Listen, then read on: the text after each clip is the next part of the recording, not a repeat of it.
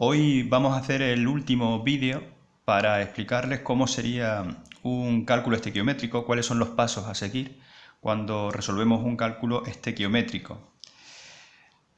Son bastante sencillos de realizar si tenemos en cuenta estos 4 pasos que yo les he esquematizado en este guión. Fíjense que el primer paso que hay que dar sería ajustar la ecuación química y organizar la información que me piden o que me dan en el ejercicio. El segundo paso sería pasar a moles el dato que me den del problema, de una de las sustancias que intervienen en el proceso químico. El tercer paso sería establecer o escribir la proporción estequiométrica entre las sustancias implicadas. Por eso es importante tener un ajuste bien hecho, porque si el ajuste no está bien hecho, este tercer paso lo haremos mal. Y por último, expresar el resultado en las unidades que me pidan. Estos son los 4 pasos que podemos aplicar para cualquier cálculo estequiométrico que tengamos que resolver. Yo voy a hacer un ejercicio en concreto donde en un apartado habrá un cálculo masa-masa, porque me darán el dato de masa de una de las sustancias del proceso y me piden otro dato de masa de otra sustancia, pero del mismo proceso. Y luego haremos un ejercicio de cálculo masa-volumen, donde a partir del dato de masa de una de las sustancias que intervienen en el proceso me preguntan el volumen de otra sustancia que también interviene en él. En concreto es este ejercicio que les pongo aquí. Fíjense, me dicen el propano reacciona con el oxígeno para producir dióxido de carbono y agua. El primer apartado escribe la ecuación y ajustarla, que ya de hecho lo iba a hacer, pero en principio aquí me lo preguntan, con lo cual es uno de los pasos que había dicho en el guión que les presenté antes. La ecuación, fíjense, está aquí escrita, C3H8, que sería el propano, más oxígeno para dar CO2 y agua. Pues como ya les expliqué en otros vídeos, vamos el ajuste a hacerlo dejando el oxígeno para el final. Esto es una ecuación de combustión, como se dan cuenta, porque es una combinación de un compuesto orgánico con oxígeno y los productos siempre son CO2 y agua. Entonces vamos a empezar primero con el carbono. Aquí tenemos 3 átomos de carbono, con lo cual me obliga a poner aquí 3 moléculas de CO2. El hidrógeno aquí tenemos 8, pues tenemos que tener también aquí 8, por lo tanto pongo aquí un 4 para que 4 por 2 sean 8 átomos de hidrógeno. Y ahora por último el oxígeno, tengo 3 por 2, 6 en este compuesto, más los 4 que hay aquí en este otro compuesto, 6 y 4, 10, con lo cual tendría que poner aquí un 5 para tener también 10 átomos de oxígeno. Esta reacción, así tal como está ajustada, podemos interpretarla diciendo que un mol de propano reaccionan con 5 moles de oxígeno para dar 3 moles de CO2 y 4 moles de agua.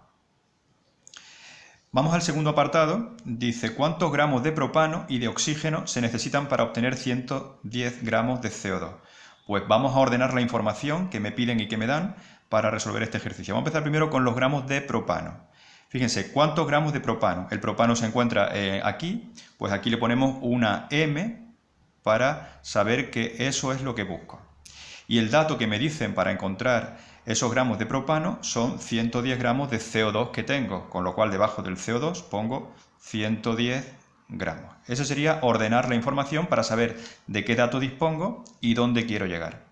Esto en principio es lo que se conoce como un cálculo estequiométrico, porque a partir del dato de una sustancia de la reacción, tengo que conseguir otro dato de otra sustancia que interviene en el mismo proceso, en este caso la masa de propano. Bueno, pues siguiendo el esquema que yo les propuse antes, fíjense que el primer paso ya está dado, ajustar la ecuación química y organizada la información. Vamos al segundo paso, que sería poner el dato del problema en moles. También lo hemos hecho en otras ocasiones. Ese paso, ese cálculo, sería, si se acuerdan, 110 gramos de CO2, que es el dato de partida, lo multiplico por un factor de conversión para pasar de gramos a moles. Recuerden que para pasar de gramos a moles tengo que averiguar cuál es la masa molar del compuesto, en este caso CO2. Sería la masa atómica del carbono 12, más 16 por 2, que serían lo que correspondería al oxígeno. En total serían 12 más 32, serían 44 gramos partido por mol. O sea que este dato que he obtenido, un mol de CO2 son 44 gramos, es lo que tengo que poner en este factor de conversión. Fíjense cómo lo coloco. Un mol de CO2 son 44 gramos de CO2. Fíjense cómo así el gramo de CO2 y gramo de CO2 se simplificaría y ya tendría hecho el cambio del dato problema, gramos, a moles, que es el segundo paso que les dije del esquema. El siguiente paso es ver la proporción estequiométrica entre las dos sustancias implicadas. ¿Cuáles son las dos sustancias implicadas en este cálculo? Pues el propano, que es la sustancia de la que me piden la masa, y el CO2, que es la sustancia de la que me dan el dato. Y si me fijo en la reacción ajustada, veo que un mol de propano me proporcionan 3 moles de CO2. Pues eso es lo que tengo que poner aquí en este factor de conversión a continuación de lo que acabo de hacer.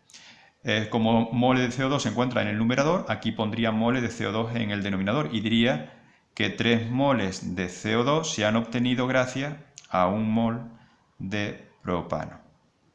¿Ven? Moles de CO2 y moles de CO2 se simplificaría. Y el último paso sería averiguar la masa de C3H8.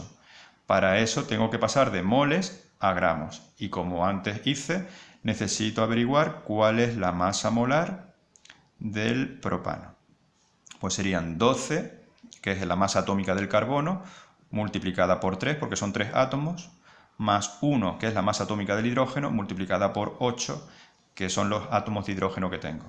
12 por 3 son 36, más 1 por 8, que son 8.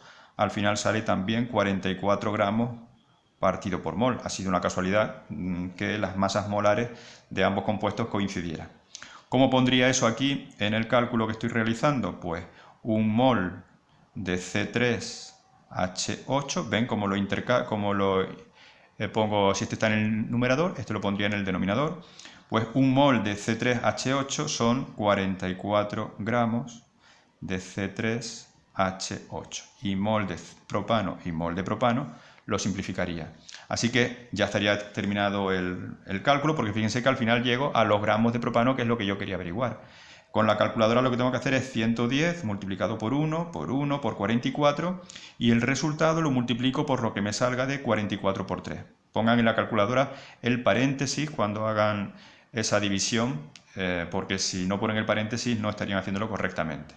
Al final el resultado sería 36,66 gramos de CO2. Vamos a ver cómo se haría la masa de oxígeno, que también me la preguntan en el ejercicio, ¿qué masa de oxígeno? Vuelvo a escribir la ecuación ajustada ya, porque ahora las sustancias implicadas han cambiado. Ahora me preguntan la masa de CO2 y aquí sería 100 gramos de CO2, que es el mismo dato de partida. Pues hacemos como antes, partimos del dato de los 110 gramos de CO2, lo pasamos a moles, del mismo modo a como lo hice antes. Un mol de CO2 son 44 gramos de CO2. Y ahora la proporción estequiométrica ha cambiado, porque ahora la proporción estequiométrica es entre estas dos sustancias. Fíjense que 3 moles de CO2 se obtienen a partir de 5 moles de oxígeno. Y por último, como lo que me preguntan del oxígeno es la masa, pues un factor de conversión para pasar de moles de oxígeno a gramos. Son 32 gramos de oxígeno, porque si recuerdan, la masa molar del oxígeno, 16 por 2, son 32 gramos partido por mol. Fíjense cómo las unidades las puedo ir simplificando: gramos de CO2, gramos de CO2, mol de CO2, mol de CO2, y moles de oxígeno y moles de oxígeno. Al final lo que me quedan son los gramos de oxígeno, que es lo que yo quería averiguar. Eso sale 133 gramos de oxígeno. Vamos a hacer por último el apartado C. Vamos a recordar el ejercicio. Me preguntan: ¿qué volumen de dióxido de carbono en condiciones normales se obtiene al quemar 100 gramos de propano? El dato de condiciones normales significa que el volumen que estamos midiendo del gas va a ser a una presión de 1 atmósfera y a una temperatura de 273 Kelvin. Eso serían las condiciones normales. Hay que tener cuidado porque hay otros tipos de condiciones que a veces nos pueden solicitar, que son las condiciones estándar. En las condiciones estándar, la presión sería 10 elevado a 5 pascales y la temperatura coincide, 273 Kelvin. Estas serían las condiciones estándar. Son muy parecidas porque, si recuerdan, una atmósfera era 101.325 pascales, casi 10 elevado a 5 pascales. Pero eso se refleja, la diferencia de presión se refleja en que el volumen que va a ocupar un mol, o sea, el volumen molar, en este caso va a ser 22,4 litros. O sea, un gas medido en condiciones normales va a tener un mol de dicho gas, un volumen de 22,4 litros. Mientras que si las condiciones en las que medimos el volumen del gas fuesen condiciones estándar, el volumen de un mol de ese gas, en vez de 22,4, sería 22,7 litros. Muy parecido, como les dije antes. En este caso me piden que lo averigüe en condiciones normales, o sea que voy a utilizar el 22,4 litros que les comenté. Pues el proceso es el mismo, vamos a hacer el mismo guión que hemos estado explicando o aplicando en los apartados anteriores. Escribimos otra vez el proceso completo, C3H8 más 5 de oxígeno, para dar 3 de CO2 y 4 de agua. Ahora me preguntan el volumen de dióxido de carbono, este es el volumen, y a partir de 100 gramos de propano. Pues vamos a poner esos 100 gramos de propano expresados en moles. 100 gramos de C3H8, un mol de C3H8 ya lo hice antes, eran 44 gramos. Y ahora la proporción estequiométrica entre las dos sustancias implicadas serían el propano y el CO2. Veo que un mol de propano me proporcionan 3 moles de CO2.